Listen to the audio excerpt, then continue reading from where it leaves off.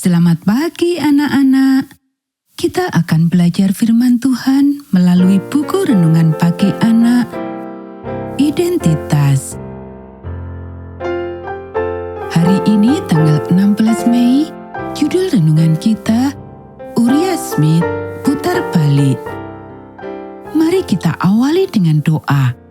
Bapa di surga, kami akan belajar firman Tuhan. Tolong kami supaya kami dapat memahami firman Tuhan. Dalam nama Tuhan Yesus kami berdoa. Amin.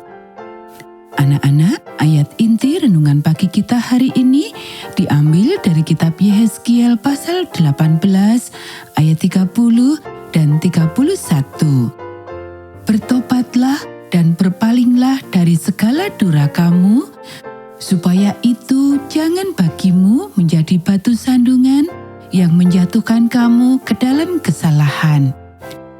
Buangkanlah daripadamu segala durhaka yang kamu buat terhadap aku, dan perbaharuilah hatimu dan rohmu.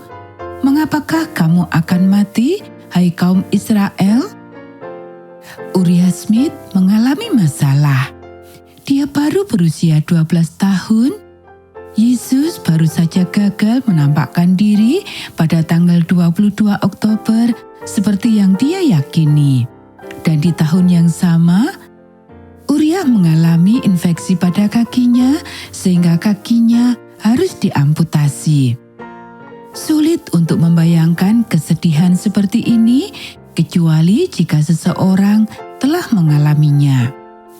Seperti banyak orang sebelum dan sesudahnya, hingga hari ini, Uria menyerah pada iman.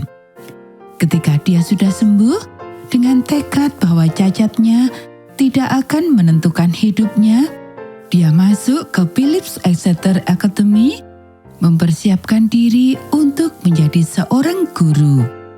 Kemudian kakak perempuannya, Annie, menyerah pada dorongan ibu mereka dan pergi ke sebuah pertemuan untuk mendengarkan Joseph Bates. Uria mendengar tentang semua itu, mimpinya, mimpi penatua Bates, pelajaran Annie. Dia harus mengakui pasti ada sesuatu dari semua ini.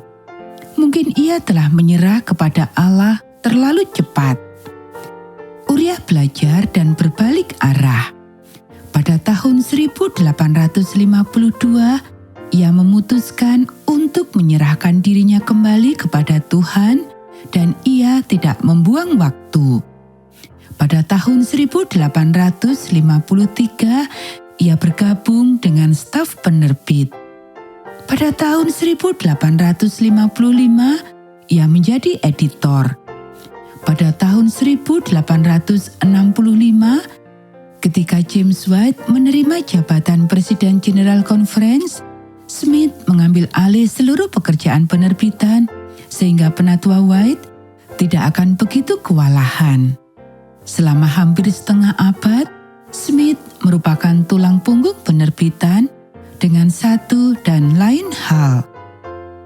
Dia juga seorang penulis. Salah satunya, ia menulis salah satu buku Advent mula-mula yang paling terkenal, Daniel dan Wahyu. Penelitian yang sedang berlangsung masih menyempurnakan rincian ajarannya, tetapi buku ini berdiri sebagai karya monumental yang menunjukkan pimpinan Tuhan pada masa-masa awal. Anak-anak, dia juga seorang penyair seperti Annie.